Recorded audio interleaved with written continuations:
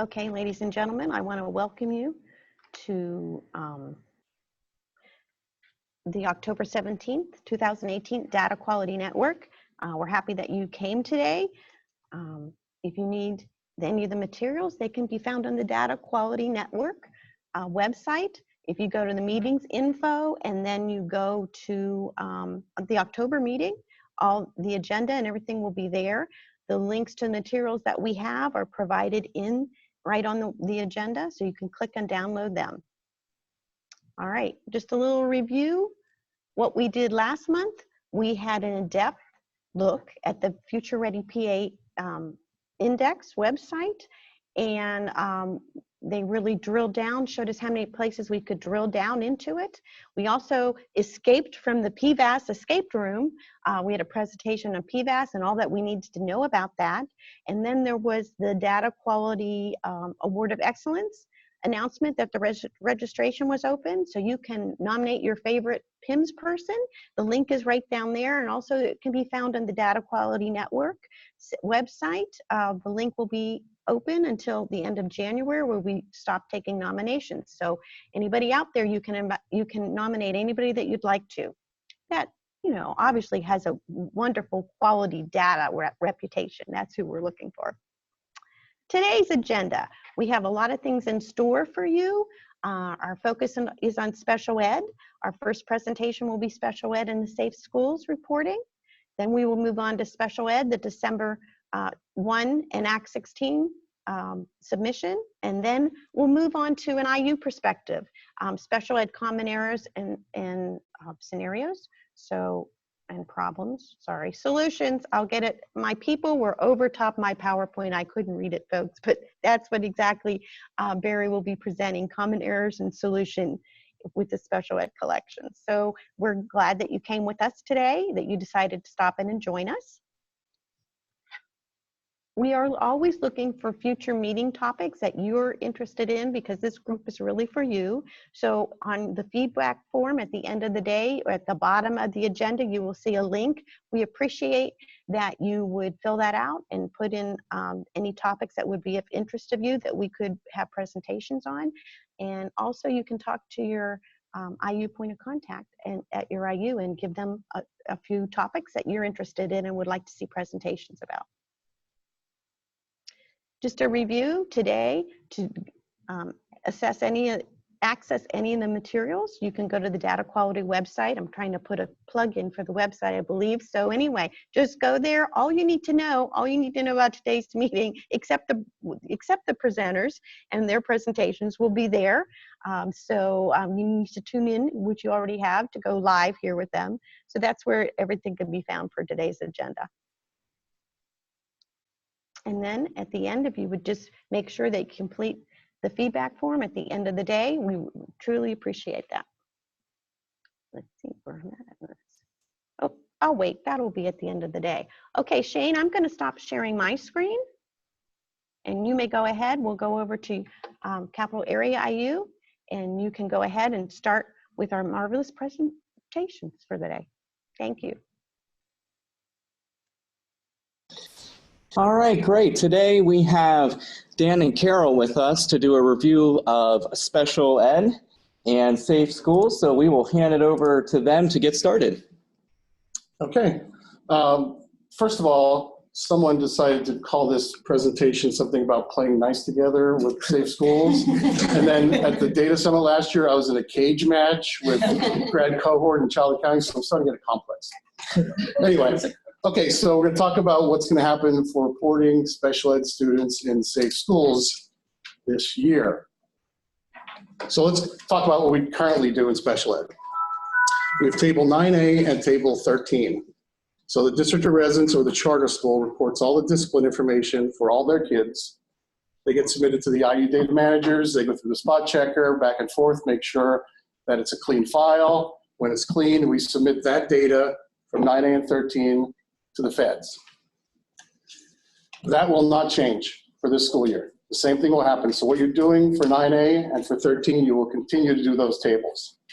You as a district of residence or charter school are reporting all your students, regardless of where they're being educated and by who, and whoever's doing this. In addition to that, the discipline data will also be submitted in the Safe Schools collection. Oops, wrong one. Okay, so just so people don't know, this is what we do with 9A. So it's two different, I have it on two different screens. The first one's all the demographic information for all the students. Simple stuff, everybody knows where that stuff is, everybody has it. If you have this student, you're reporting this student because they're yours for December 1 count, so you should have all this information for all the demographic information. The next one. So this is all the information that we need to report for the feds. So the first one is unilateral removal to an interim alternative educational setting by school personnel. So did they have a removal? It's, again, this is per student. So yes or no. So that's 1A. And then was the removal related to drugs, weapons, or serious bodily injury? The next one is removal by a hearing officer, yes or no. Then we do out-of-school suspensions and in-school suspensions. So did they have an out-of-school suspension or expulsion? If they did, was it 10 days or less? Was it greater than 10 days? Same thing for in-school, 10 days or less, or greater than 10 days. So we're not asking for the number of days, just total. Was it greater than 10? Was it less than 10? And then total removal. So how many removals did that student have? Did they have 20? And if they did, how many of them were 1 day? How many were 2 to 10? And how many were more than 10? So that's 9A. That's how it's been done for as long as I can remember. And that's the way it will continue to be done. And that's just going over all that. Table 13, students that were expelled, did they receive educational service during the expulsion? So the feds asked us to collect it 2 ways, children with disabilities, 3 through 21, and children without disabilities, grades K through 12. So it's simple, how many students received educational services during the expulsion, how many did not? That will not change. Okay, so now we had to look at all the templates in Safe Schools and figure out how we can make sure that we get 9A and 13, that we have all the data we need to submit. So there's a couple fields that we added. One is primary disability, so we need to know the primary disability at the time of the incident. So that's in the incident offender template now. Also, for everything for special ed, it's district of residence charter school, district of residence charter school. It's not who imposes discipline. It's not who educates the students. Everything's reported by district of residence and charter school. So if another LEA, another PRIMS reporting entity imposes some kind of type of discipline and they report it in Safe Schools, which I'll get to in a minute, we need to know where the student came from. Did the student come from a district? Did the student come from a charter school? Both those fields will be required because there's a field. Field 5 is, does the student have an IEP? So if you check that field, 16 and 19 are required. Okay, so these are all the other fields in the other templates that we'll use, again, to create 9A. So we have the infraction code. We have a list of all the infractions that are related to drugs and all the infractions that are related to weapons, so we can easily map those to our table 9A. We added or modified, I believe, the injury severity code. So now there's a code for serious bodily injury. So now if you go back to that 9A, we can look at the drugs, the weapons, and the serious bodily injury and plug all those numbers right in. The offender disciplinary action template, all those codes are the ones we care about. Those are the removals, the in-school suspension, the out-of-school suspensions, expulsions, etc. And then the amount of time. So again, we can take all this information, pull it right out of Safe Schools, and create our 9A. And then 13 is an easy one for table 13. Field 10, received services indicator. So did the student receive services while they were expelled?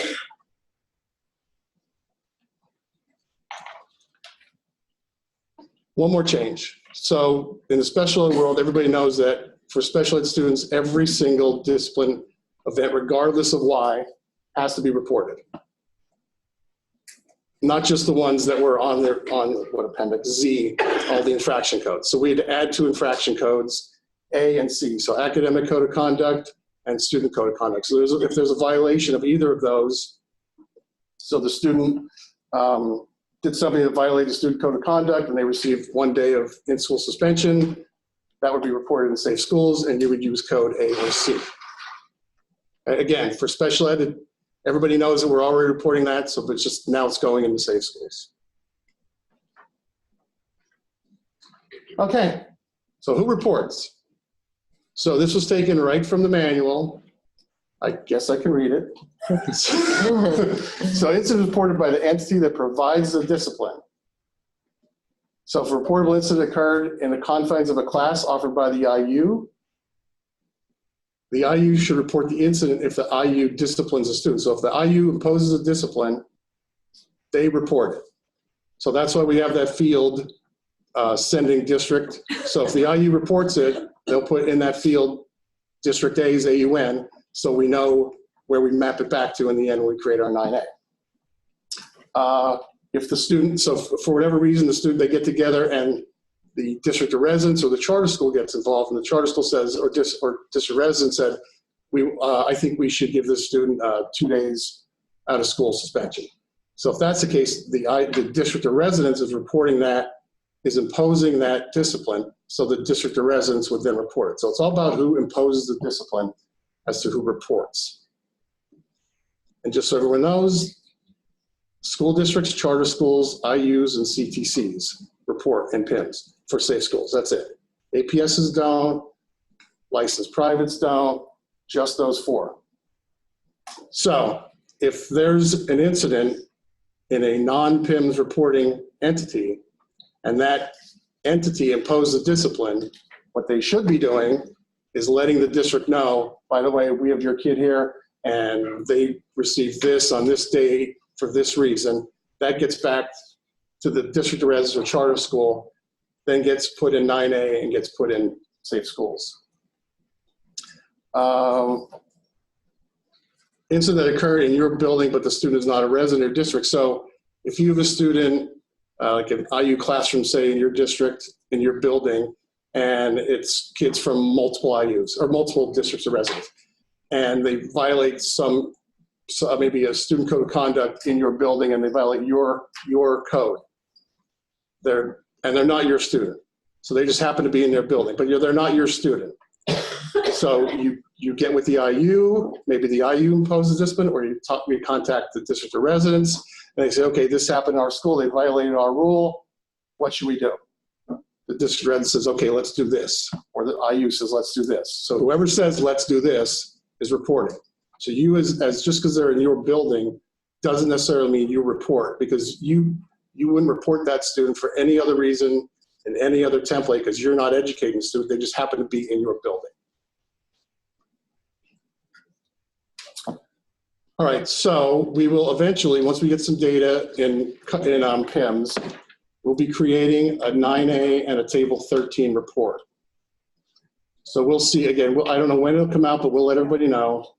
There'll be a 9A and a 13 Cognos report that will look exactly like the 9A and the 13 that I just showed you before, that someone in your special ed office, I'm not sure who handles that now, probably your special ed office. So it's January. You can go in there and run, if you're keeping everything up to date and your 9A is current, you could run this report in Safe Schools, and your 9A should look really close to or exactly like your 9A that your special ed office is doing, okay? It may not look right, and again, there are going to be situations where another entity, PIMS reporting entity, is reporting that incident on your behalf. So we have another report that we can run, that you can run, that will show every incident for every one of your kids. So all your kids that you educate, that you discipline, plus all the kids that you have placed other places, you can look and you'll see who reported on your behalf. It's similar to if you're not educating and it's another district or an IU is educating and they're doing the enrollment record. So it's similar to that. They're reporting this incident on your behalf.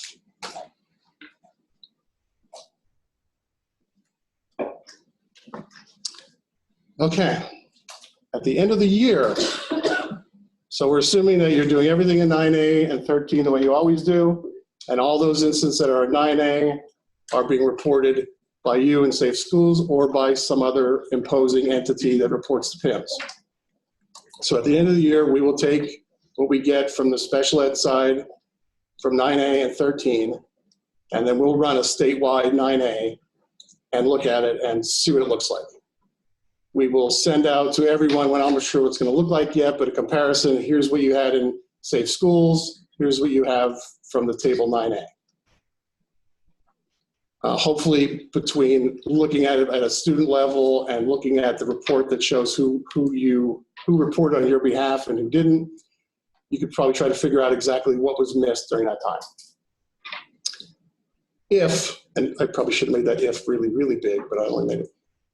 If the data between the table 9A and the Cognos 9A and 13, table 13 and Cognos 13 are close, and we don't know what close is yet.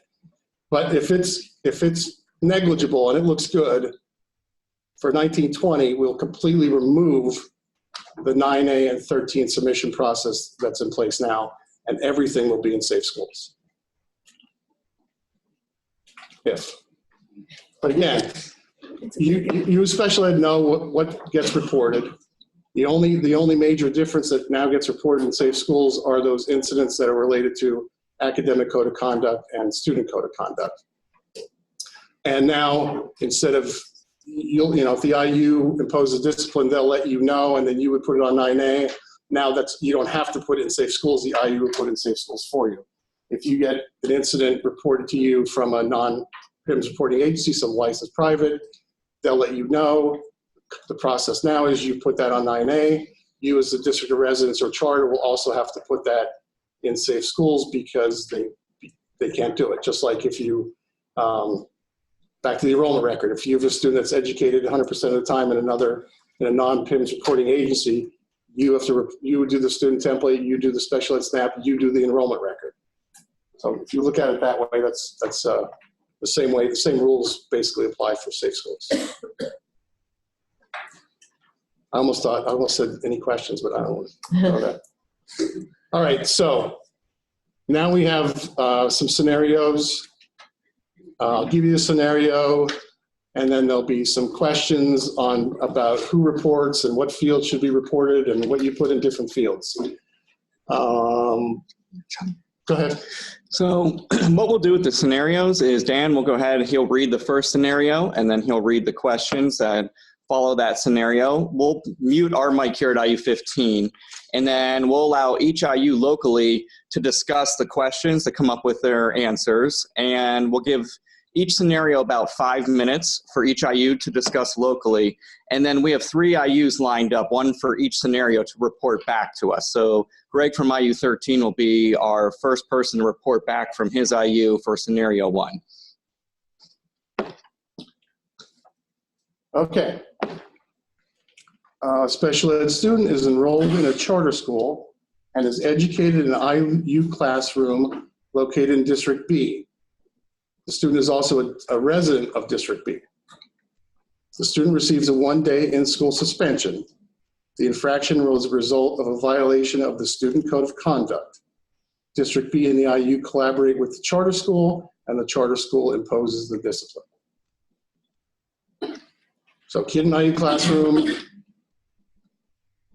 from a charter, happens to be a resident of your district, gets in trouble, the IU and the district get together, talk to the charter school says we should do a 1-day in-school suspension. So the questions are, who reports the incident? What fields in the incident offender template are required because the student has an IEP? Which AUN is entered in field 19 in the incident offender template? What infraction code should be used? Does the IU have to submit any discipline data? Does District B have to submit any discipline data? Discuss. All right, great. We'll mute here. We'll allow each IU to discuss locally, and then we'll come back in about 5 minutes with IU 13's results. All right, we hope that was enough time to discuss the first scenario. We will see if Greg is ready. I believe he's about wrapping up his conversations, and we'll let him chime in with what answers they came up with, and if they had any comments or questions that Dan and Carol could help them out with. Okay.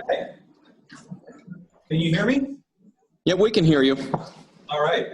So for the first, with who reports the incident, we came up with the charter school, since they were imposing the discipline.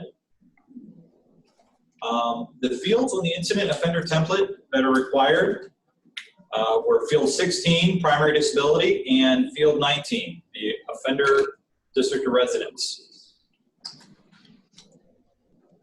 For the AUN entered in field 19, we had some discussion there, and came with that to charter school, since that's where the student's currently enrolled.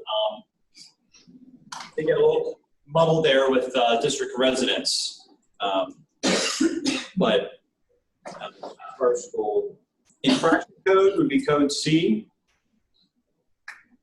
The IU do not provide the discipline, so they do not submit. And Shane, was there some clarification with the last one with discipline data district B? We came up with nothing, but I think there may be some clarification that's needed. Yeah, okay. You may have the answers, Greg, and I messed up the last answer because I changed the scenario. On your sheet, it says nothing district residence report, but it should say District B doesn't do anything because the charter school reports. So all your answers are correct. Okay. And the other thing you said about some confusion on field 19, the template says offender district of residence, but in parentheses it says sending district or charter school. So don't get confused that you're supposed to put the district of residence in there. If the student's enrolled in a charter, it's the charter. If the student is not enrolled in a charter, then it's a district of residence. Right, okay. That's the whole district of residence versus sending district, so thank you. Cool, so we can move on. Okay, scenario 2. Special ed student is a resident of District A. The student is educated by the IU, there's the IUAN, at a private facility that does not report to PIMS.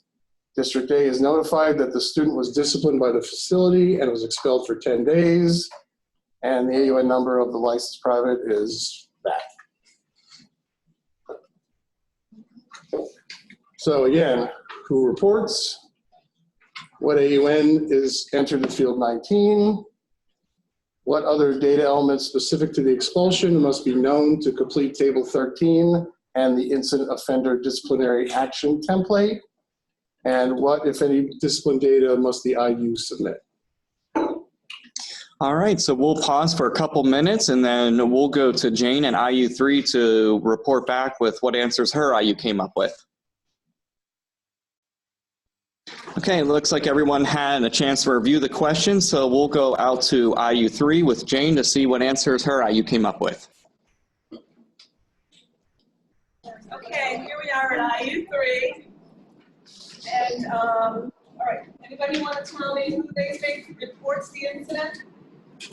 IU. The IU? No, hold on. They're mixed. Some people say the IU, some people are saying District A. So maybe this would be a point of something that we can review together. It is definitely District A because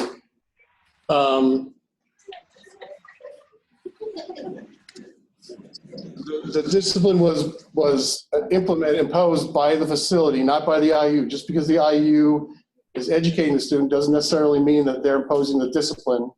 So in this case, the licensed private facility imposed the discipline, and since they cannot report in PIMS, the district of residence or charter, in this case district of residence, would have to report that incident.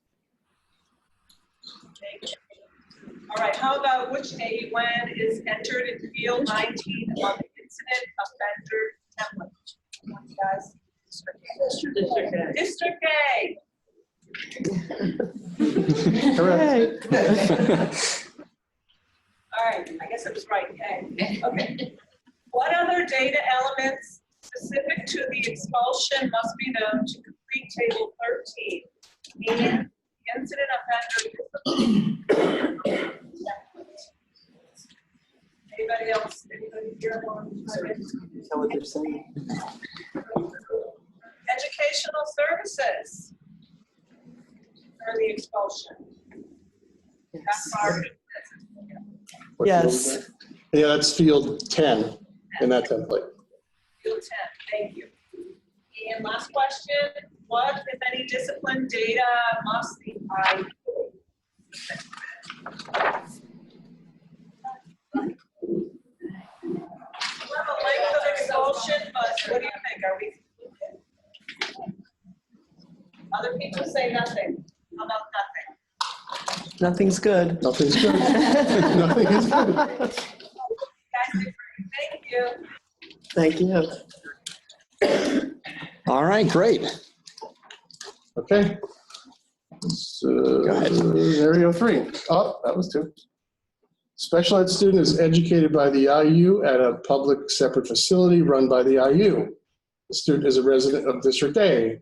The student receives 2 days of in-school suspension by the IU.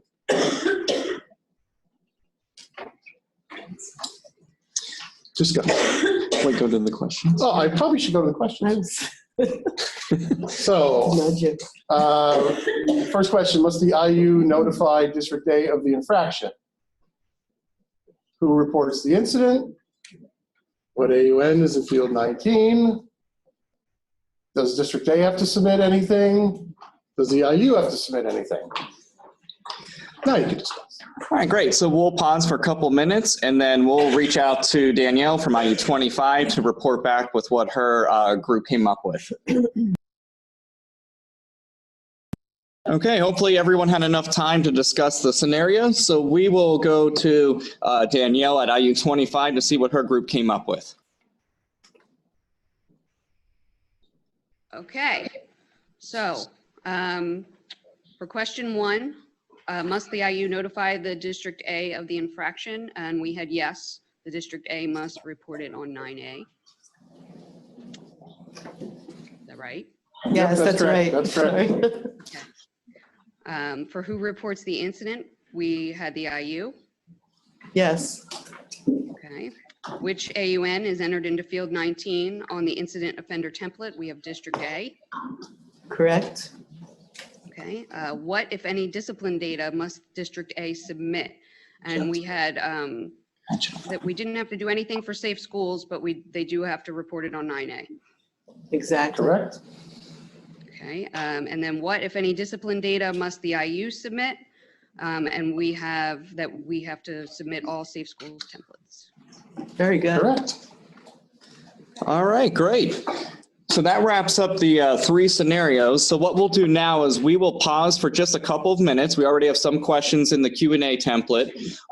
This will give people a chance to submit a couple questions, and then we'll start back up in just a couple minutes with the first question for the Q&A session. Okay, we'll start the Q&A session. So it looks like we'll go to IU 21 for the first question.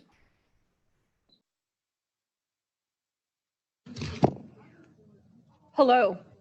Are the new infraction codes A and C only to be used for special ed students? No, they're to be used for all students. Speak up. No, they're to be used for all students. All right, great. We'll go actually here to IU 15 for the next question. Ready? I'm not going to read my entire question, but in a nutshell, with police, we have to have the police sign off on the ACSs. How are we going to do that with facilities that are far away from our location? That's something we had to work on. I'm actually looking at some type of, even though PIMS does not have an electronic signature, if there's a way that we can do some kind of interaction with PIMS to be able to apply for that or somehow get that. So it's something that we're working on, but know that that is an issue that is occurring. And I will get back to you. Sorry, I don't have the answer today for you. All right, great. So we will jump to IU 4 for the next question. 4605 students attending other districts. Can you elaborate a little more? What do you mean by that? You mean a student that, yeah, elaborate, please. Give me a situation. I'm going to let the person who asked the question elaborate. Okay. I have a lot of group homes, so I have kids that are from other districts, so their district of residence is another district, but they're with me for a period of time. And then conversely, I have a lot of students with our larger district that might be in another area of the state, so we're doing a 4605 to that district. I'm just wondering how that fits all of this. So the reporting rules are the same for everything for special ed. It's always the district of residence or the charter school that reports. So for students that you have 1306 students that are your district of residence, you would report them for like the 12-1 submission. So you would report, so if you find out that they were disciplined by the facility and you're notified of that, then you would report that in Safe Schools. And so the other ones, if you said you're educating students from other districts, if you impose a discipline, then you would report, you would also let the district residents know so they could put it on 9A. If you do not impose a discipline and you get in contact with the district and you collaborate and the district says we should do this, then the district of residence would report that incident in Safe Schools. Does that answer your question? I understand your answer, I'm just not sure how to make that happen. Okay. Thank you. All right. Let's go to IU 29 for the next question. Okay, our vendor pulls table 9A and Safe Schools from the same area, which means that if a student at the IU gets in trouble and they issue the discipline, then they will report the discipline for Safe Schools. And I have to enter it for 9A. When we submit for Safe Schools, the student is going to get pulled twice, once for us and once for the IU.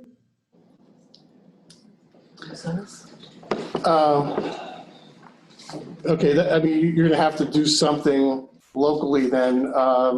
If there's a field in there that denotes who imposed the discipline, then you could eliminate anything that's an IU or another district or a CTC or a charter school. So those are the four that would report an incident, that could report an incident on your behalf if they impose a discipline.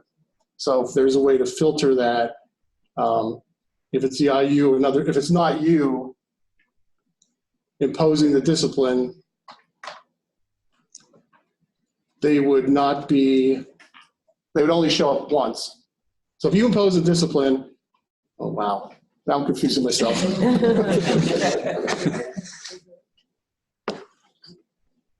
I'll think about that, but there'll have to be some kind of filter where that only gets pulled one time. Again, so it's in there twice. Go ahead. No, I'm fine with getting back to them and looking at that. Yeah. So we have to look at that. Good question. I'm sure if I thought about it, I can give you an answer. And then by the way, at some point, I'm going to try to put some of these scenarios and some of these questions at the bottom of our how-to guide for special ed on the website. So I won't do a how-to guide on everything related to Safe Schools, but anything specific to special ed reporting and Safe Schools, I will put all this together and put something on the how-to guide. So and I'll let everyone know when I get that updated. And then I think also these questions, we'll answer most of them, and I think they'll be put up on the DQN website after the fact, I think. I don't know. We used to do it that way. Maybe not. Even so, it'd be great for us to be able to have this. Yeah. So we'll get the answer to you. Okay, great. Thank you. So we'll go to IU6 for the next question. Part-time CTCs who do not submit a special ed template also have to use the new infraction codes for special ed? Yes. Yes. Yeah, if you as a part-time CTC impose a discipline and it's a violation of the academic code of conduct, then yes, you would. Okay, let's go to IU 24 for the next question. This is just more a comment. It would have been helpful to have the field name as well as the field number, because a lot of us, we don't know our templates by heart because there's too many of them.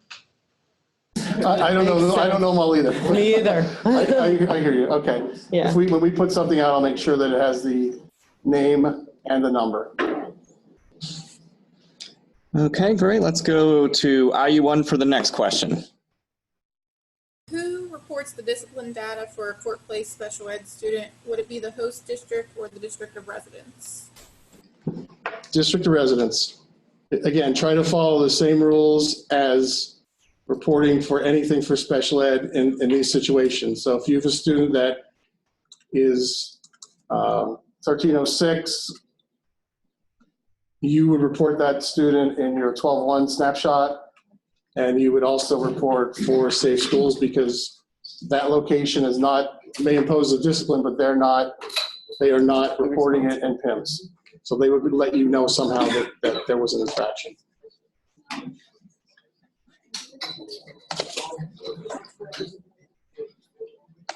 Okay, it looks like that wraps up the Q&A session for the first presentation. So we're basically right on schedule. So we'd like to thank Dan and Carol for taking the time to do the presentation. We really appreciate it. What we'll do here is we'll take a break, and we'll actually come back at 10:15 to start with the next presentation.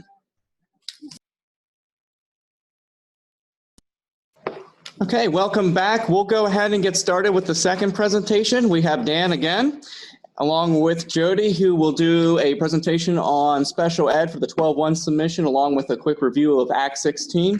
We'll actually then go into a Kahoot quiz after their presentation, and then directly into the Q&A session. So we'll hand it over to them to get started. Okay, so we're going to talk about the 12-1 collection and changes for next school year. God bless you. Bless you. Bless you. We're almost ready. Okay, so first I'm just going to touch on Act 16. It opens back up tomorrow or the day after, the correction window. So again, just a brief overview. It's any cost for the previous school year, so 17-18, any costs you had for special ed students. So look at the IEP, what services are in there. Those are the costs you include. You're not giving us the exact cost. You're just telling us whether it's in category 1, 2, 3, or 4. Don't get hung up on, was the student reported for 12-1? That has nothing to do with Act 16. So if you had that student anytime during the school year and you incurred special ed costs, they should be reported for Act 16. So if they came in at the beginning of the school year and left in November, they should be included. If they came in after 12-1, and you had them for a month, it doesn't matter how long you had them. If you incurred special ed costs, they should be included on Act 16. We will, okay, and also the categories update every year now. So these are the new ranges for each category. What? I think it went up by 0.8% this year, so it will change every year. We are now in the process of comparing last year's data to this year's data. Last year, if you had a 20% or higher change in a cost category, we contacted you somehow and said, are these numbers correct? If it was a major change, we may ask you to document the costs. I think last year we had some kind of spreadsheet that you were able to plug in the numbers so you were able to justify that, yes, this student cost $82,000. So that will be coming soon. I think I have that report ready to go. So the fiscal people will be looking at that, and they'll be in contact if you have 20% or higher increase in any category. Okay, that's it for Act 16.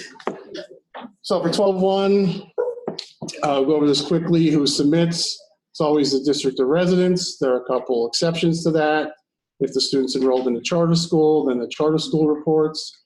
If the student is 1305 foster, the district where the foster parents reside reports.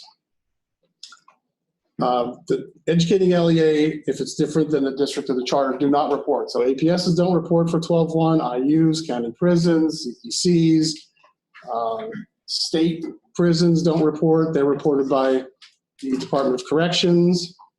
If the student is a ward of state, unknown district of residence, they do not get reported at all. They're not eligible for federal IDEA funding. If a ward of state or a student without a known district of residence becomes a foster student, then they are considered 1305 foster and are to be reported by the district where the foster parent resides.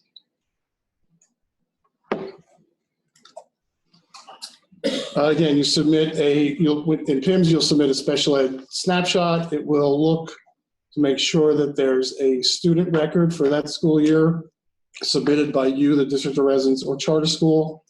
If there's not, you'll get an error. You'll have to upload the student template first and then resubmit the special ed template. So in most cases, you probably already have a student template up for all these students in your 12-1. If you don't, make sure you upload one first. Again, this is all students with a valid IEP receiving services as of 12-1. And that's everybody, not the ones you educate, also anybody that you have outplaced. Okay,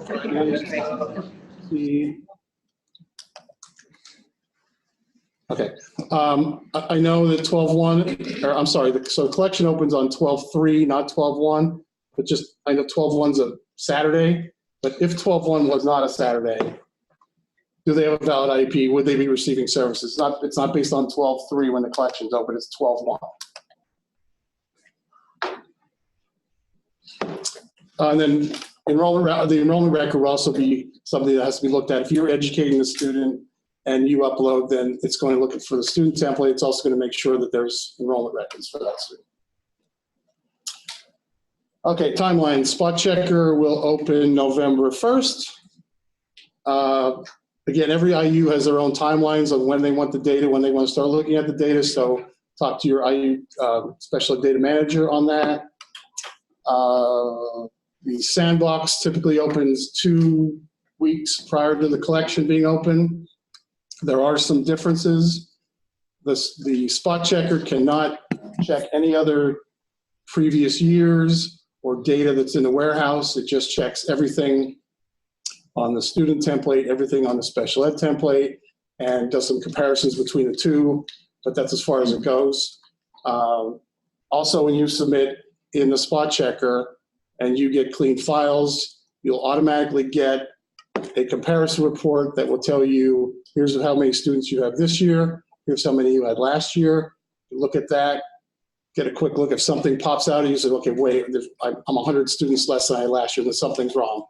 So you have all that time before the PIMS collection even opens to make sure your data is as close as possible before you submit in the window. Again, it opens up on December 3rd through the 14th. Like I said, it's based on 12-1. Again, we expect, this is the submission window. All LEAs should report and have data submitted by the 14th of December. And of course, you'll be getting emails right away after the first week. And again, once we get all that data, the reason we ask for it is so that we can look at it. There's a number of scenarios where we can't put a DQE rule in, but we know that the data may or may not be right. So the only way to do it is we have to manually look at all the fields, and we can't do that if we don't have the data. So once we have the data, we send out reports for all kinds of things back out to you, and then during that next window, you can make the changes. So don't throw placeholder data in there. Make sure it's as accurate as possible at that time. And then if you need to make changes, you miss the student, you have the wrong educational environment, whatever it might be, you can go back in there and make changes from January 7th to January 18th. After that, everything should be finalized. Okay, your data, the important part and the biggest reason that we push to get the data in and as accurate as possible is because these are the locations and the different charts and the different people that are using it and reporting it out and basically doing public reporting of your LEA. So your federal IDEA funding is based on your special ed data. It's based on your 12-1 as part of the calculation. Your state performance plan and annual performance report, we aggregate that up for those two reports for statewide totals, but we break it down publicly in your special ed data report. That matches you against all of the indicators in the state performance plan. And we use that data then to set the targets.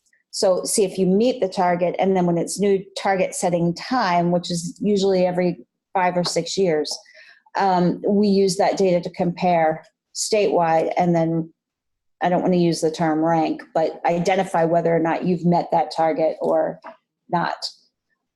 We use it for compliance monitoring. It's preloaded into your FSA. It's used for your monitoring samples. And then it's used in corrective action. If you end up with corrective action out of a cyclical monitoring, it's that data that they look at then to determine when you're coming back out of that. And your LEA determinations. The LEA determinations, the biggest piece of that is whether your data are timely and accurate. So if you get it in on time and it's correct, unless you have some fiscal concerns or other things on the other side, your determinations should be positive. Future Ready PA Index, they take it for the special ed piece. That's what populates their data. Accountability takes a look at it. And most importantly, for this round, with the July information, grad and dropout were your two key pieces, but your discipline data that was reported this round, which I'm trying to come up with the list here. I was just sent a list of who's missing their reports. But the significant disproportionality for this round is going to be year 2 if we have to go to the new significant disproportionality calculation. So it's really critical that this is going to be one of the determining factors in whether you're considered significantly disproportionate or not. And I mentioned the special ed data reports. Hopefully by now everybody is familiar with this report. It comes out in May, and it's all of the state performance plan indicators that are required to be publicly reported. This is published for each school district and charter school. It's a 2-page document that goes over each of those categories.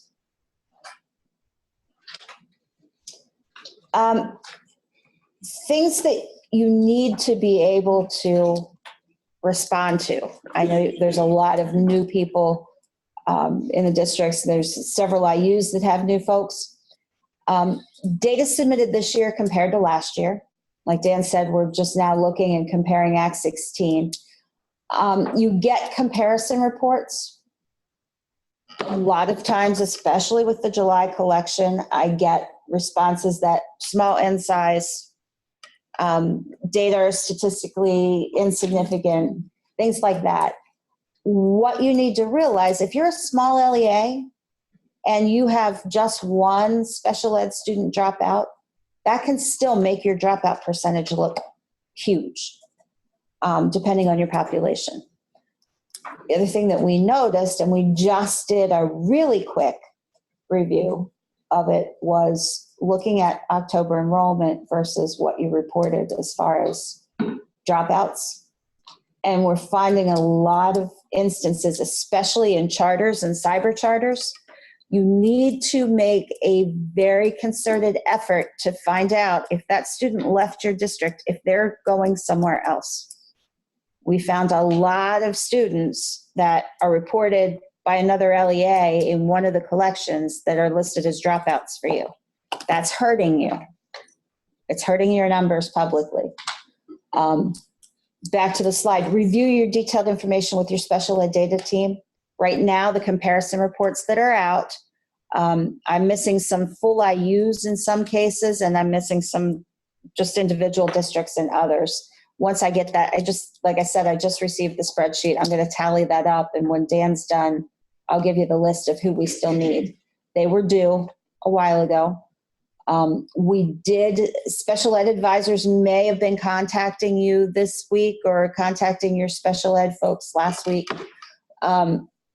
just going over some of the areas that we highlighted that could be potentially problematic, and we wanted you to go back and quadruple check to make sure it's accurate. Because this is your last chance. Once that's in and we submit to the feds, that data is what it is. So it's really important that you take a look at it and verify that it's as accurate as possible. If you're simply on the IT side, make sure you know who your special ed team is. Make sure that the special ed director or supervisor or someone in that office that's familiar with the student population is looking and verifying what is being pulled from your system.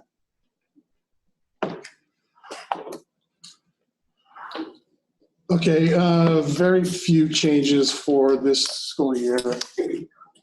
Field 71 in the special ed snapshot, location of special ed services, zeros are no longer, all 4 zeros are no longer a valid code.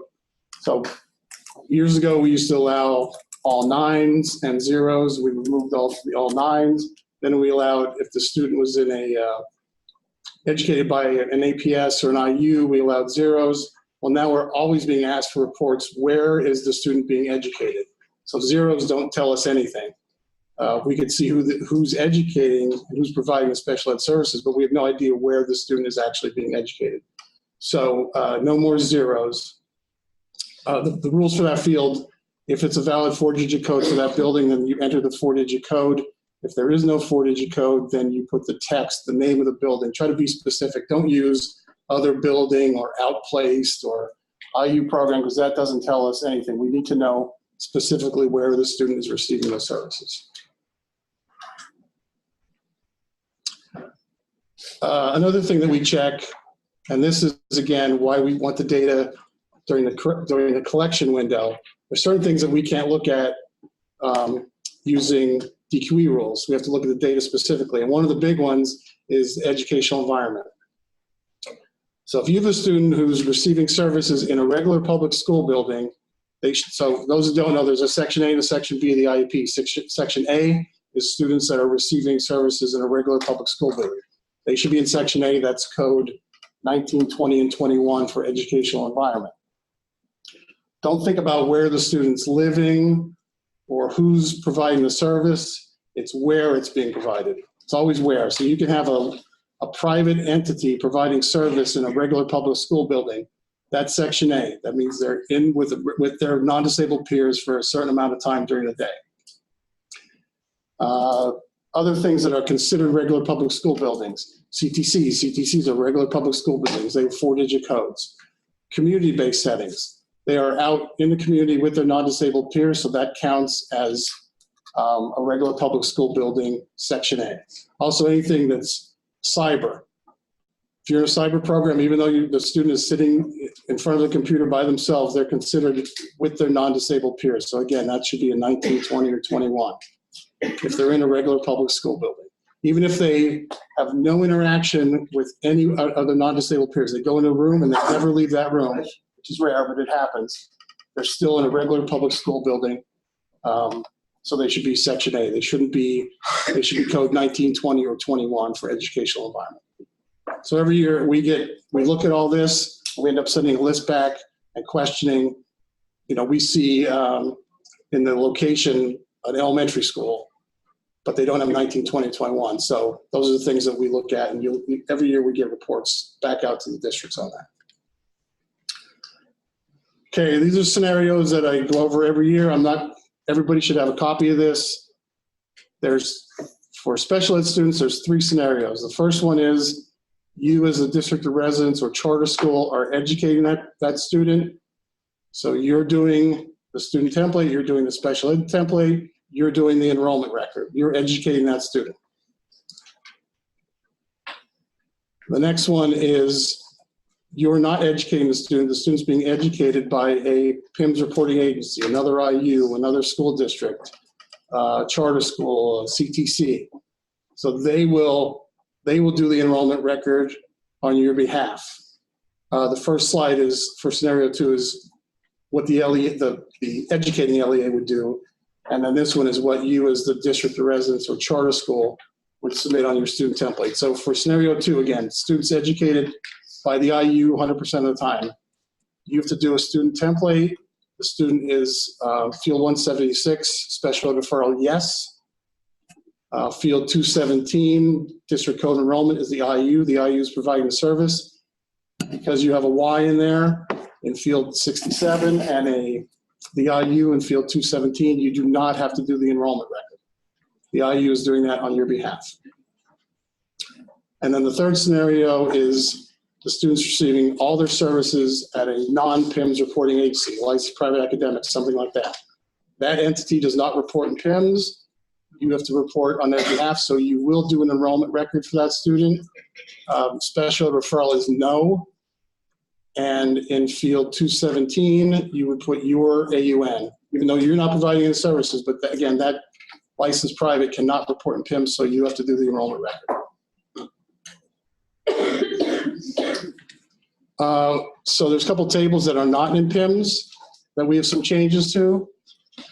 The reason I put this here is because the teachers and paraprofessionals that are reported, they're not reported until July, but it's based on 12-1.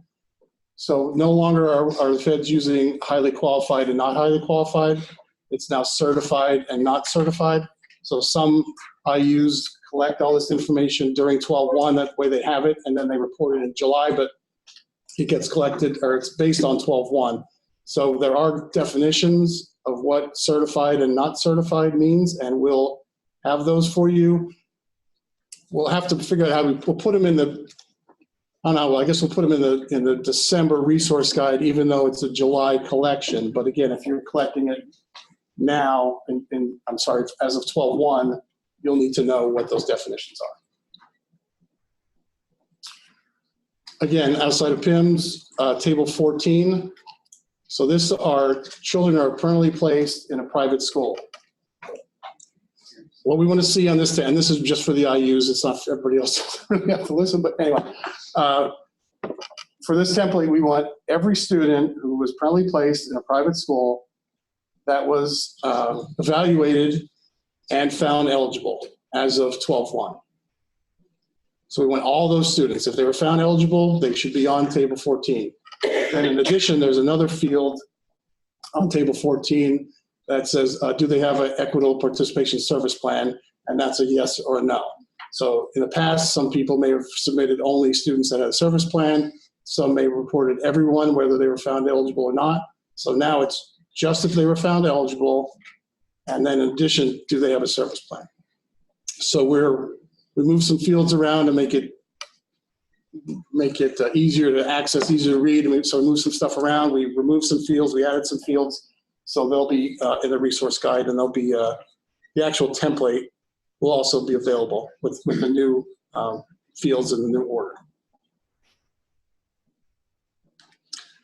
Again, this is where to look for all the data, for all the information, either our website, special ed data reporting website, the how-to guides, the PIMS manuals, and our friend Edna. I have this list ready. The list that I was working on, I'm navigating 3 tabs here, so if I mess something up, forgive me. But it looks like exiting personnel and discipline are the comparison reports that we're waiting for. IU2, I'm looking for the majority of them, if not all.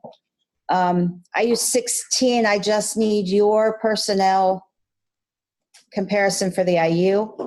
IU20, I need East Stroudsburg exiting and discipline. 21 across the board, all 3 of them. There are several missing. I can send the list down to you folks if you want to take a look at that. 22 for exiting and personnel, I need Neshaminy, and for discipline, I need Bucks Montessori. 23, I need all of them for all 3.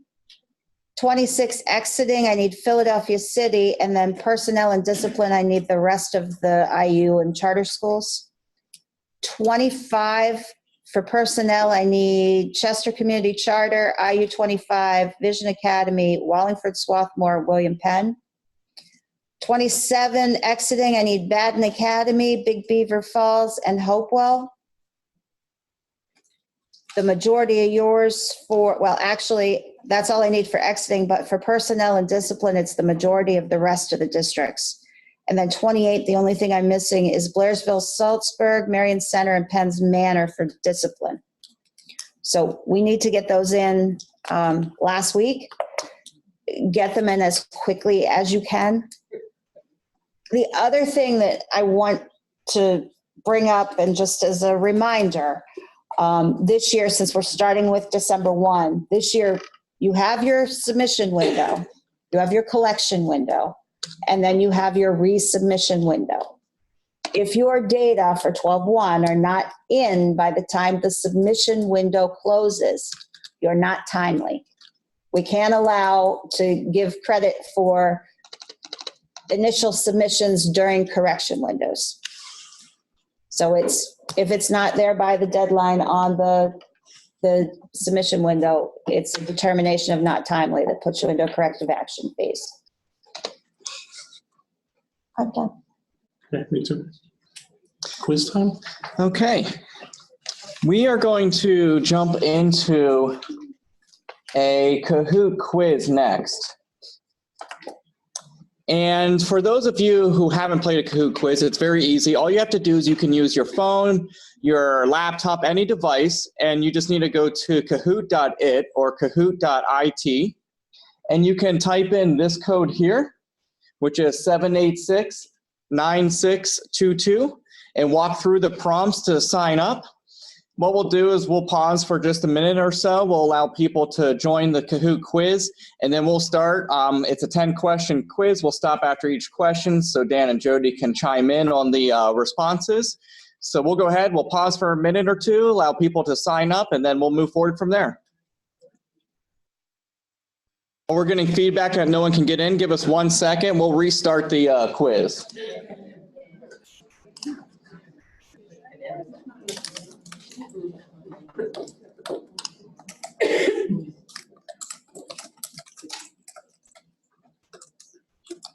All right, let's try this new code here. So you can go to kahoot.it or kahoot.it and try 2911857. Okay, looks like we have a good number of players here, so that's great. Just right before we get started, just to let everyone know who hasn't taken a Kahoot quiz, what will happen is you will see the questions with 4 answer choices appear on your main screen at your IU. However, on your device, you will see 4 options, either say a red circle or a blue triangle. You actually won't see the answer choices on your device. You'll have to look up to the main screen for the corresponding answer choices, and then you'll have to select your answer choice on your actual device. That's the only odd thing with Kahoot quizzes, but the first question we gave plenty of time so everyone can get adjusted.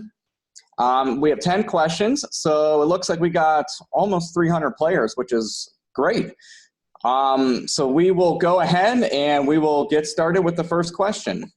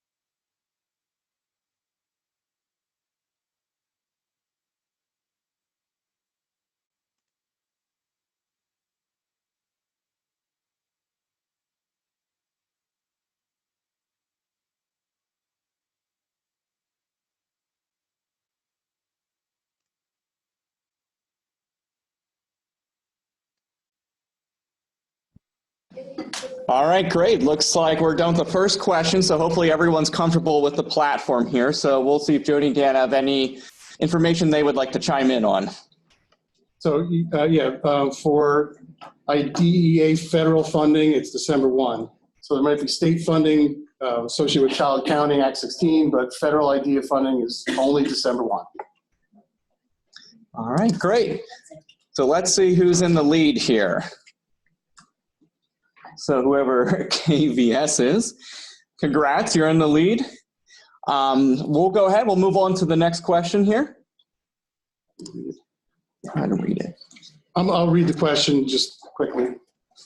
A student is deemed a ward of state who is placed in a foster family in District A. The student is educated by the IU in a classroom in District B. Who reports the student? Student's a ward of state, placed in a foster family in District A. Student is educated by the IU in a classroom in District B. Who reports the student?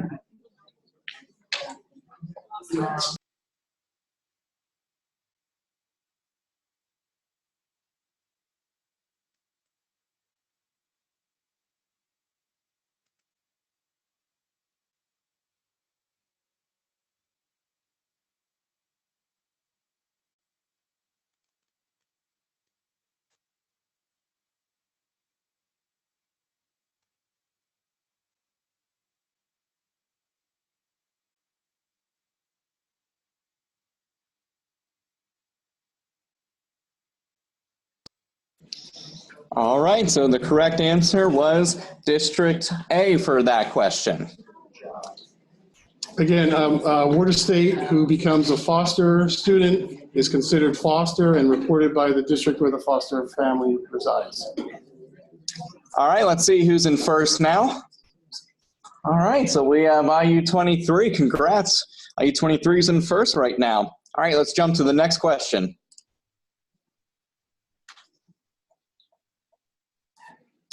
A special education student is placed into foster care in District A. The natural parents live in District B. The student gets in trouble and violates his parole. He is then placed into a local county jail where District A is the host district. The local IU is the service provider. Who reports the student? Foster care District A, natural parents live in District B. Student gets in trouble, placed in a county jail. District A is the host. IU provides a service. Who reports the student?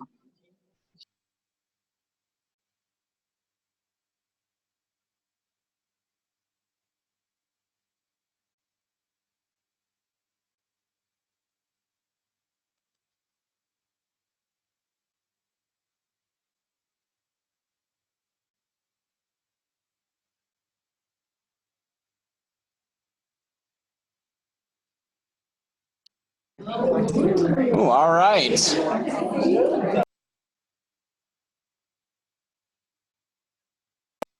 All right, so in this situation, the student was foster, but as soon as the student was placed in a county jail,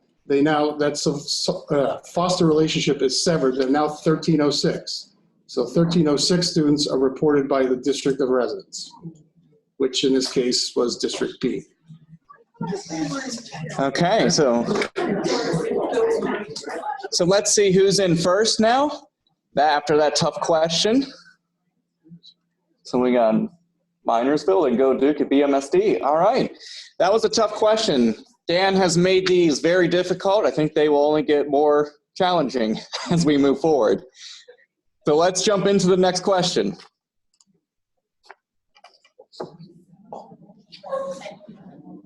A special education student is a resident of District A. The student is educated in a classroom in a local CTC. The student is receiving services in that CTC from a private agency. The students never leave the classroom and have no contact in the CTC with their non-disabled peers. What is the educational environment and the educational environment percentage? So students in a CTC, classroom from District A, receiving services from a private agency. No contact with anyone from, in that CTC with non-disabled peers. What's the educational environment? What's the educational environment percentage?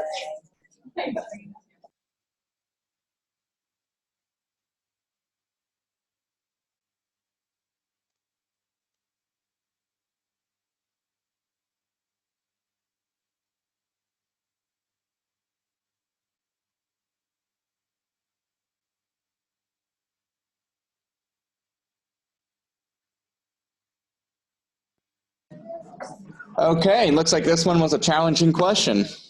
All right, so the key here is where is the student being educated? Where? Not by who, but where. So the student's educated in a CTC, which is a regular public school building. So you have to use Section A of the IEP, and it's code 19, 20, or 21. So since the student has absolutely no contact with their non-disabled peers, their percent is 0, but they're still a 21, which is less than 40%. So 0 is less than 40%, but they're still in a regular public school building.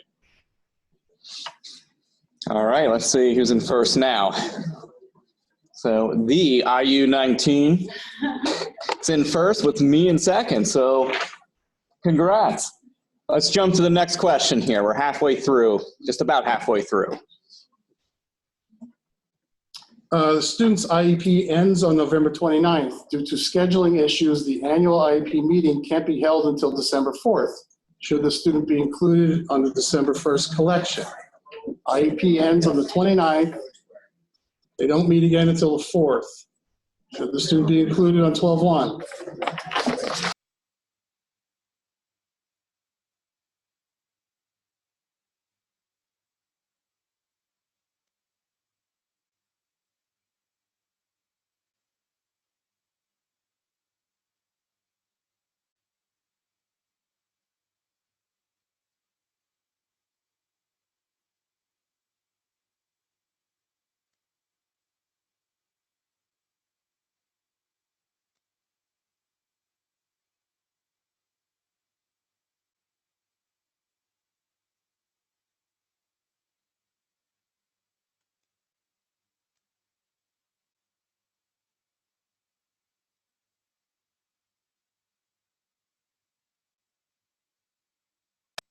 All right, looks like a lot of people got this answer correct. Okay, so the answer is no, and that's because the IEP is no longer valid. It expired on whatever that date was, the 29th, and they didn't meet till the 3rd, so that student does not have a valid IEP as of December 1st. All right, great. Let's see who's in first now. All right, yeah, IU19 is still in first, so good job. All right, we'll jump into the next question.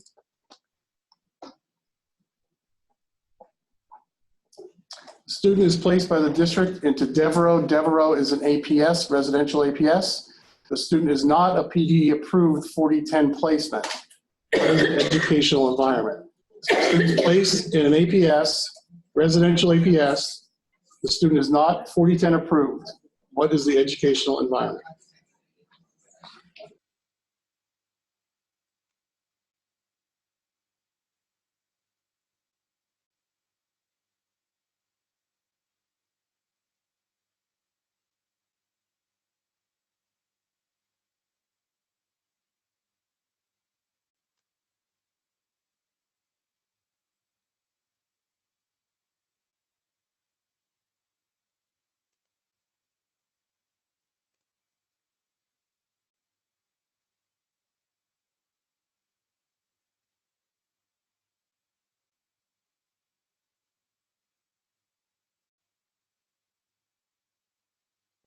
All right, we're ducking here at IU15, so our group can actually see the screen. Sorry about that if you see Dan and Jody and I sort of jumping out of the screen. So it looks like a lot of people got this answer correct as well. All right, so if 4010, for those who don't know, 4010 approved, you go through a process, a PDE. If the student is approved, the state pays 60% of the tuition, the district pays 40%. Those students are 4010 approved. In this case, the student was not 4010 approved, so they're not considered an APS student there. And APSs are also private licensed academics. So there could be a situation where two students are in the same classroom. One is funded as 4010 and one is not. One is considered an APS student. The other one is considered licensed private academic or other private separate. It's all based on the funding. All right, let's see who's in first now. So we got the IU19 and then go Duke. All right, looks like it's getting pretty close for the first place spot. All right, let's jump into the next question.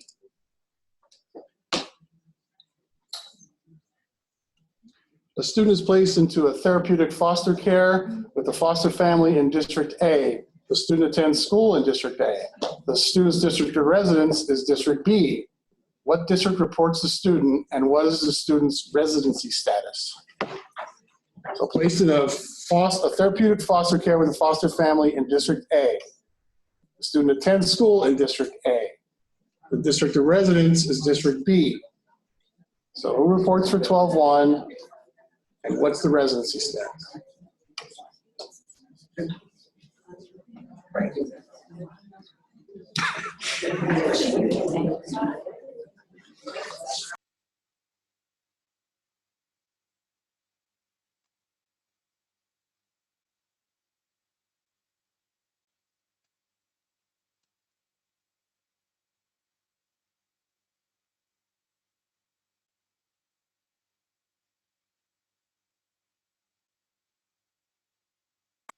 All right, looks like this was a tricky question.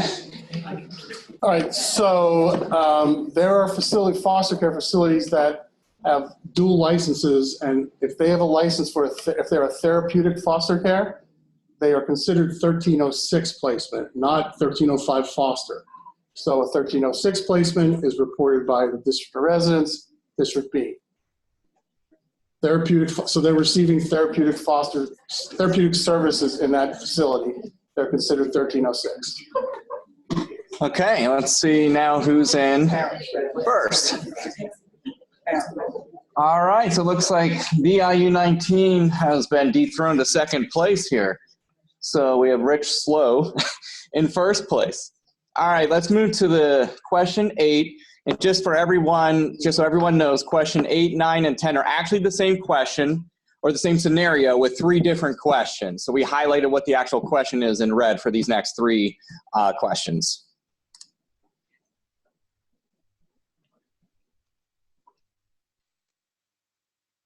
From District A is placed by Children and Youth Services into the long-term private residential facility, Jupiter. The IU educates the student and provides special ed services. Jupiter is not a PIMS reporting agency. Who reports the student? Student's district of residence is District A. Children and Youth, put them in a private residential facility, Jupiter. IU educates. Who reports for 12-1?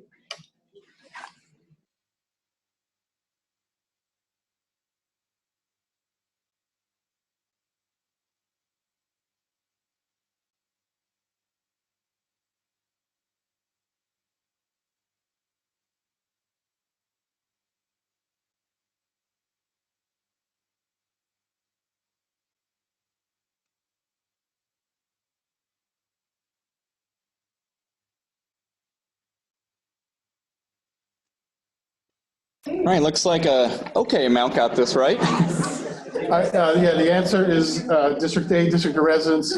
IUs do not report for 12-1. Okay, let's see who's in first now. All right, the IU 19 has come back on top. All right, let's move on to the next question.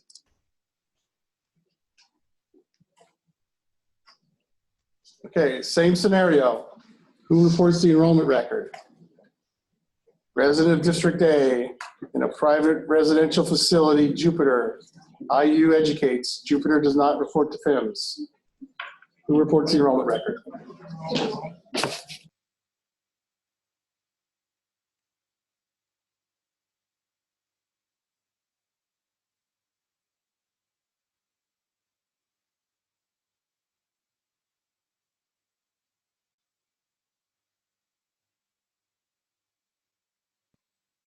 The IU is educating, the IU does the enrollment record. This would be those scenarios, scenario 2, where the student is receiving 100% of their services from a PIMS reporting entity. So you as the district of residence in the student template would put a Y in field 67, special ed referral, and in field 217. The IU of, the AUN of the IU. The IU is doing the enrollment record.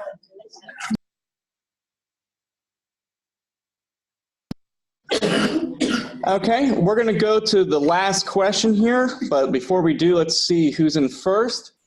All right, so we have us then, IU 19 and CASD. So we have the top 3 here. We'll see who ultimately comes in first here with this last question.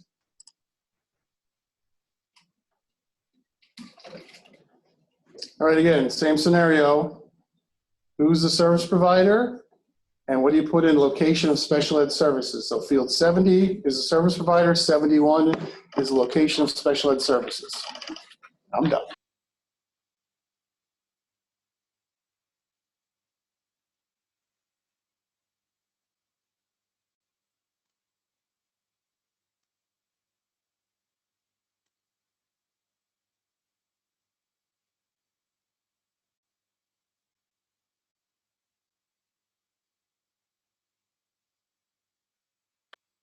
Okay, All right. Again, on this one, the IU is providing the services, so the IU is the service provider.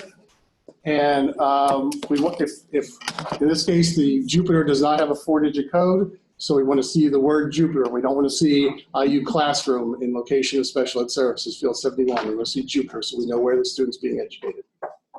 Okay, so let's see who came in first overall. All right, IU19 came in first. So congrats IU19, then us, then CASD. So I'm assuming that means we're expecting IU19 to never have any issues or problems moving forward. So thank you guys for participating in that quiz. We really do appreciate it. Just so everyone knows, these quiz questions and answers, along with a brief explanation for each answer, will be posted after today's meeting to the DQN website. So what we'll do now is we'll just pause for about a minute or two. We'll allow people to submit questions into the Q&A form, and then we'll go right into the Q&A session.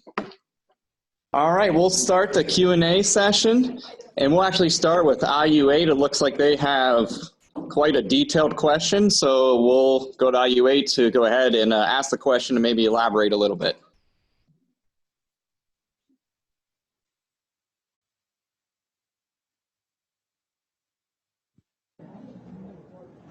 This question is from Altoona.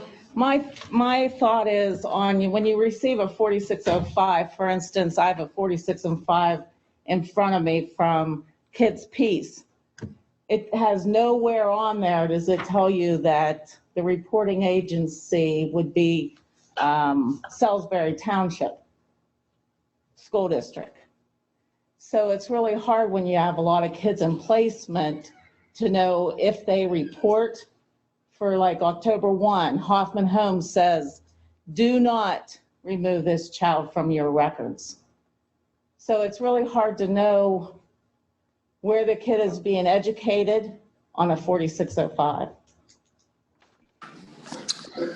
Okay, I probably agree. I'm not familiar enough with that form, and I could talk to child accounting or something, but for the Kids Peace example, your special ed office knows who's educating that student, who's providing the services. So you might get something from Kids Peace, so you know the student's at Kids Peace, but in your example, you have a school district who's educating. Is that right?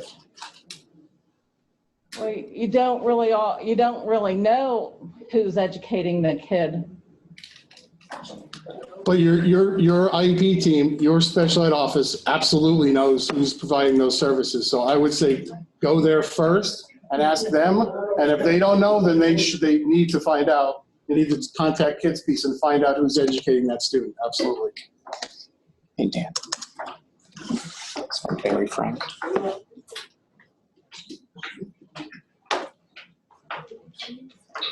Okay, so there's a place on the 4605 for the entity to indicate that they're the reporting LEA. If it's different than the LEA so they would put that district as the reporting LEA, not necessarily the one who's submitting the 4605. That's supposed to be the process. But again, your special ed office knows who's educating. And if they don't, they need to find out.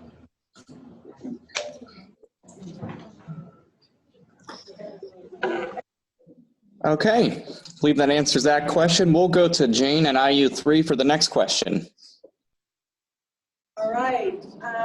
If a student is placed in a 45-day placement for a weapons violation, how would you report this change in location and LRE? Also, if the student were placed in a 45-day placement for mental health, how would you report this?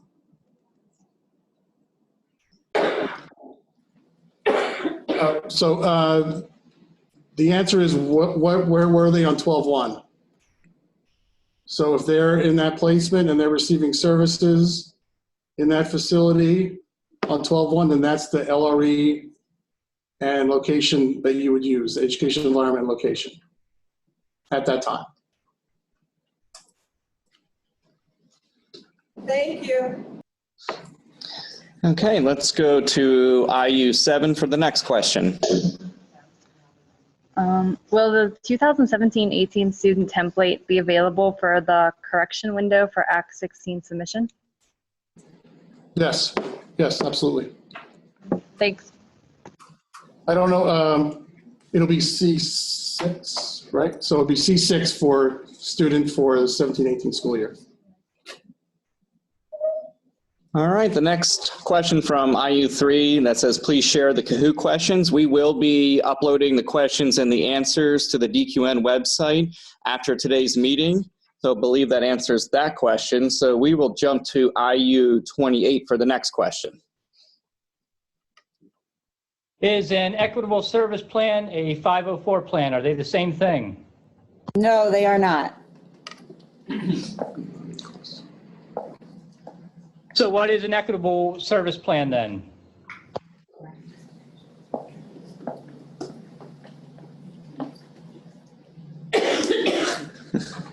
The equitable participation service plan is explained at the top of 14.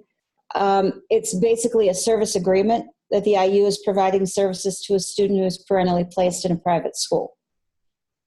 A 504 plan is an ADA plan, not necessarily a student with a special ed qualifying disability.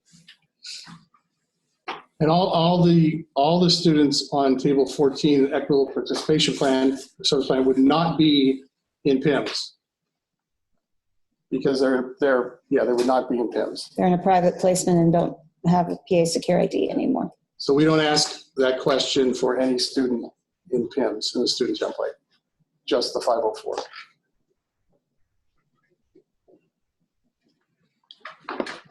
Okay, let's go ahead back to IU7 for the next question. If a 1305 foster child listed as ward of the state is placed in a hospital setting, who reports?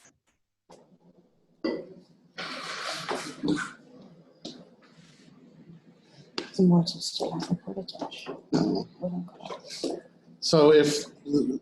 the hospital setting. So are they no longer a foster? Is it temporary placement? Is it? Yeah, that's right. If it's temporary, they're still a foster student. They're still considered foster. Yeah, it's not like that other question on the quiz. If they were put in a county jail or something like that, then they're no longer considered foster and they're 1306, but not in this case. Removed from the foster. They were removed from the foster home? Okay, then they're no longer 1305. Right. And they're a ward of state and they don't get reported. Okay, thanks. Okay, let's go to IU1 for the next question. Will Edna update location codes for private academic locations? The codes are currently 4 zeros in Edna. No. No, they'll stay as zeros. When you mean update, like update to what? Like to some text? They won't, if that's what you're asking, I'm not sure what you're asking.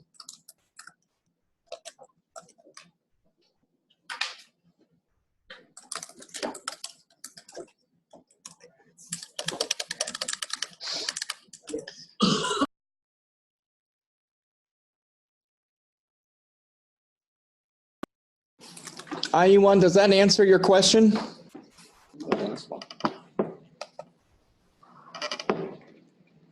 Yes, we're good. Okay, great. We'll go then to IU6 for the next question.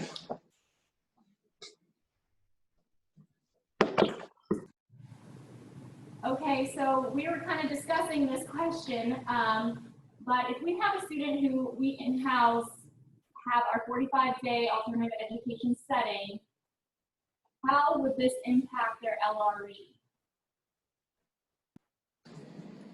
When you say would their educational placement still be considered general ed? This is a special ed student, correct? But they do, I'm meaning like would our home school still be the, you know, when you're looking at percentage of time for your students? For example, if the learning support teacher is coming in and providing learning support services, they wouldn't be necessarily. You're really hard. I'm only hearing like every other syllable. So if we have an in-house alternative educational setting, and we send a special education student to that in-house program that we're providing, they would still have, like, how would that affect their least restrictive environment? They're not being pulled out into a special education setting, but they're being pulled into an alternative education setting, I guess is what I'm trying to say. And it's in your building? Yes. So they're still in a public school building, and I'm assuming they're probably with non-disabled peers in that setting. Correct, they are. The only time it's going to make a difference for us is on 12-1. Where are they? Okay. All right, thank you. Do you want to comment on that?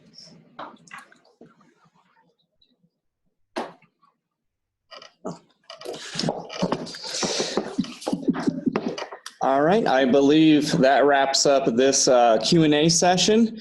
So before we go into the next presentation from Barry at IU10, we're actually going to have Justin come up and give a quick little blurb here on the Data Summit. Morning, everyone. Hopefully, thank you. Whoever that was. Hopefully, everybody saw all the emails that came out over the past couple of weeks regarding Data Summit. Forgive me, I'm trying to make sure I officially go over the notes Adrian gave me.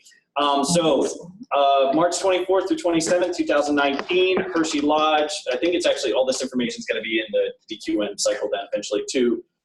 Theme is Color Your World with Quality Data. We're going to have strands again on Future Ready PA Index and STEM data, which is something I know we've been talking about over the past couple of years there. The Sunday keynote is Dr. Michael W. Corrigan. I know he's somebody that some of us have been familiar with before. The Act 45 and Act 48 credits can both be presented and earned again. And as always, if you have any questions, or please feel free to email that Outlook account for PD Data Summit. All the information's on the PD website and on the Team PA website. That should be up and running. So thank you. All right, great, thank you. So we will stop sharing here on IU15 so that way Barry can start sharing his screen and we'll move right into the next presentation.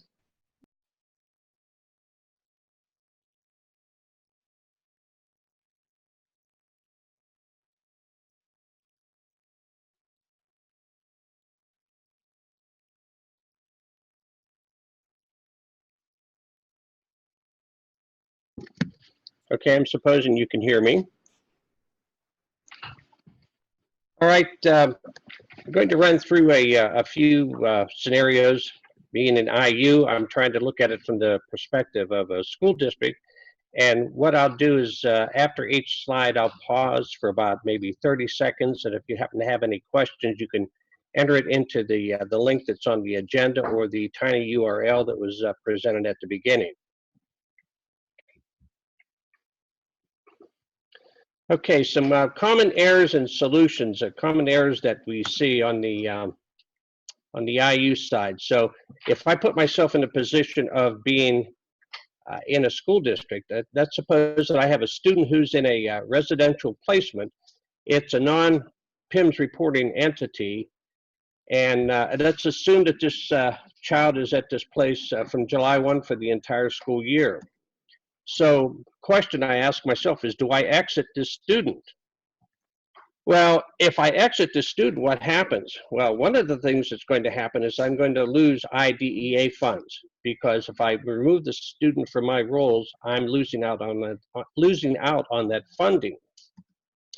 So I have to ask myself, how am I going to handle this? So what I have to do in my SIS is I somehow have to indicate that this student is being educated outside my district or outplaced. And this doesn't mean that I remove the student from my SIS. What I probably could do is to create an out-of-district building where I can still keep this student on my rolls, but indicate that the student is being educated outside my district.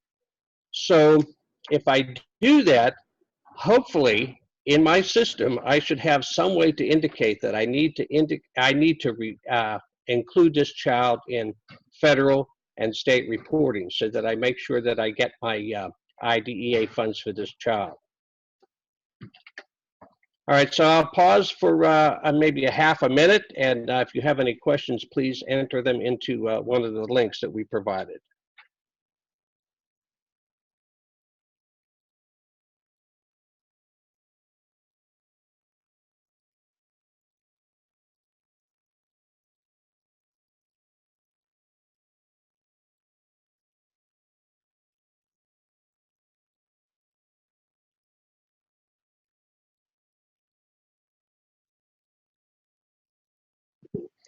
Okay, let's move on to the next slide. So my district educates a foster student, and the foster parents reside in my district. Who reports the student for special ed? Well, if you remember the rules for who reports special ed, it's going to be district of residence, it's going to be charter schools, and it's also going to be foster parent if the foster parent resides in my district. And the reason why is because it's one of the rules. So in my SIS, what I need to do is that I need to indicate that this student is a foster, and I also need to indicate that the foster parents reside in my district. Now, a little wrinkle here. So do I include this student on my October 1 enrollment submission? The answer to that is yes, because the child is in my seat, so I need to report to him for October 1 enrollment. All right, so we'll pause a little bit for you to, if you have any questions on this, to enter it into one of the links.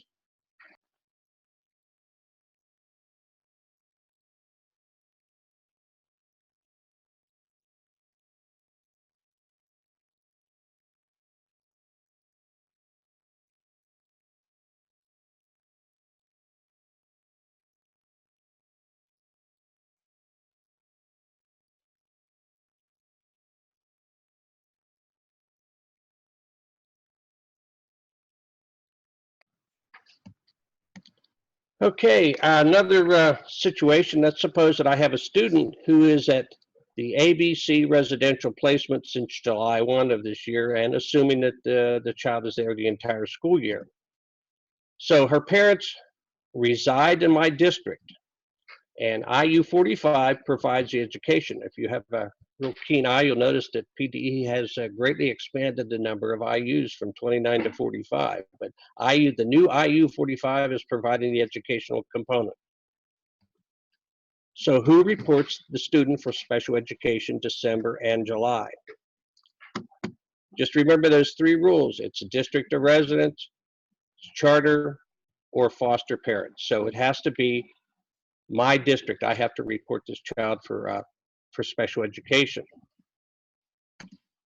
So who reports the student for October enrollment? Since IU 45 is PIM's reporting entity and they provide the educational component, the IU is going to report the student for the October enrollment. So who reports the student for the end of year child accounting? The same rule applies. Since the IU 45 is providing the educational component, they're going to report the child. So if we have a question on that, we can enter that, you can enter that into one of the links.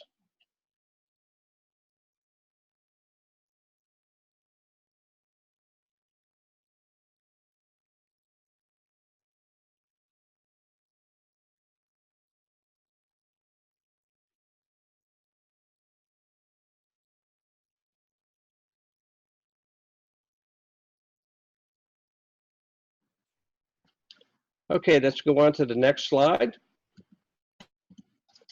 I have a student who is at the LMN residential placement since July, there for the entire year. Her parents reside in my district. LMN provides the education. Now let's assume that LMN is a non-PIMS reporting entity. So who reports the student for special ed? You notice there's a theme here that for special education, just as Jody Rissinger has always said, special education is special. So 9 times out of 10, it's going to be the district of residence, or it's going to be a charter school, or it's going to be the district of residence of the foster parents. So it's going to be me. I'm going to report this child for December and July for the special ed collection. So who reports the student for October enrollment? Well, since LMN is a non-PIMS reporting entity, I need to report this child as if she were sitting in my seat. So end of year child accounting, the same rule applies, that because LMN is not reporting this child, I need to be reporting this child for child accounting. So another pause here if you have any questions.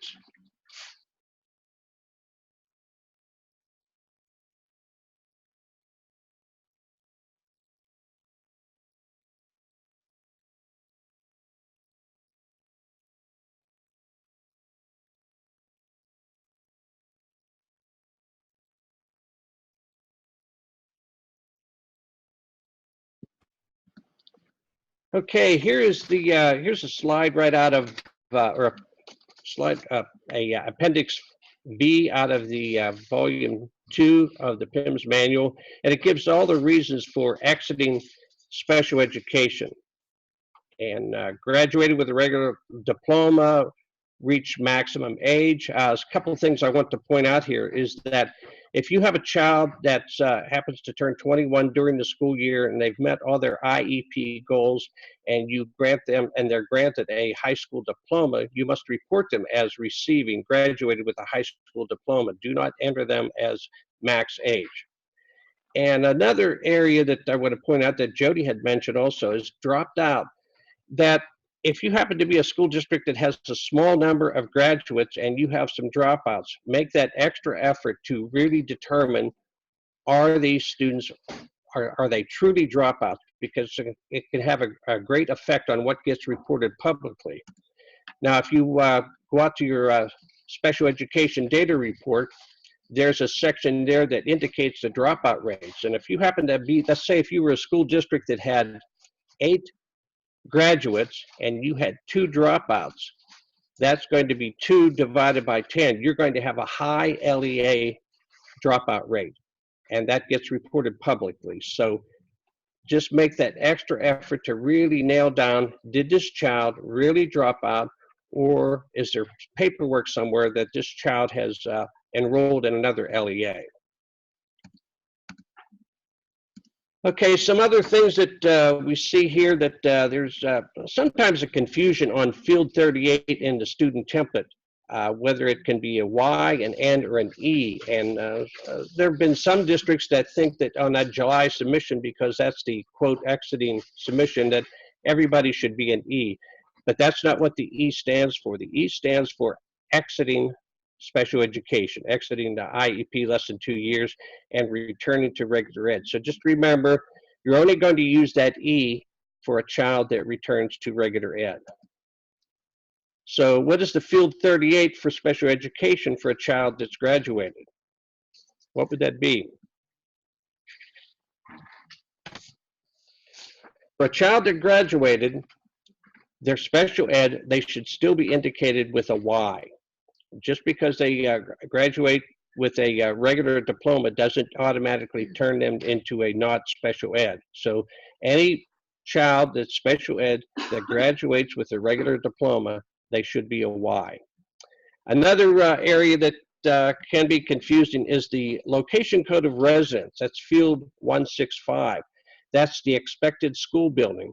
That's always going to be the building where the child would attend based on the parent or the guardian's address and the grade of the child. Just because a child is outplaced to another facility doesn't mean that that gets changed. It always has to be where the child would normally attend based on their grade and their parent's address. Another thing that we see here on the IU side is there's a mismatch, sometimes mismatch between the student snapshot and the special education snapshot templates. We would see this on the IU side whenever we get templates to run through the spot checker, that you could have a student on one template and missing from the other. It's important for districts that are sending their templates to the IU for testing running through the spot checker that they should have the same students on each template.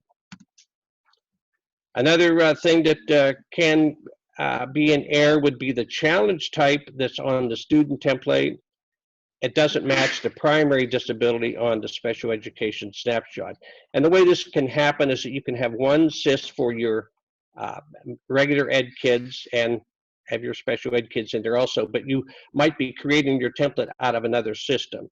And if those two groups of people don't communicate properly, you could have a mismatch on those codes.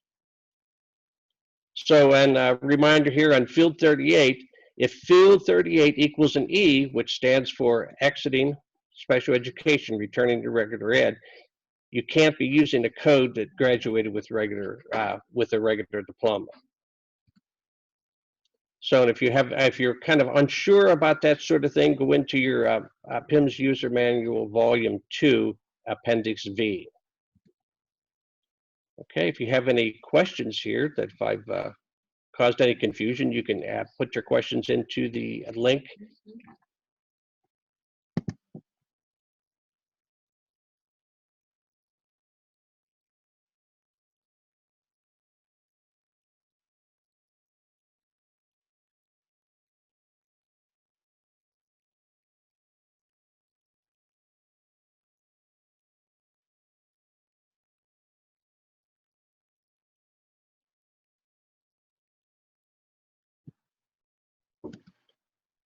Okay, risk and reward. So you're running your templates to PIMS and you just find that you just have a couple of things that you could edit yourself and you could fix them up and get that green check mark. It is a risk because you may forget to correct your information in your SIS, and what can happen is that you could be audited and the auditor will ask you, show me what's in PIMS for XYZ and show me the same thing in your SIS. And if they don't match, it could be a problem for you. So, and another thing that you may learn is that if you try to edit templates in Excel, Bill Gates is going to help you because he's going to change all your ISO date formats from the ISO format to something else. And another thing that Bill will do for you is that any values that have leading zeros, it'll strip the leading zero off of the value. So if you have a 0, 1, 2 for 12th grade, it becomes a 12. And if you have a code of 0, 1, it's going to end up being 1, and you'll get errors with that. So the advice is make the change in your SIS, recreate your templates, and that way PIMS is going to match your SIS data. So do we have any questions?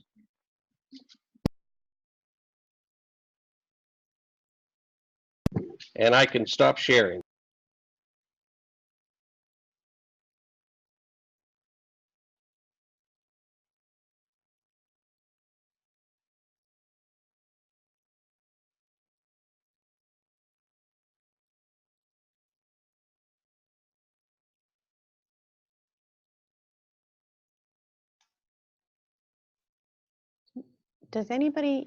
Are there any questions in the question template? I don't have that up right now.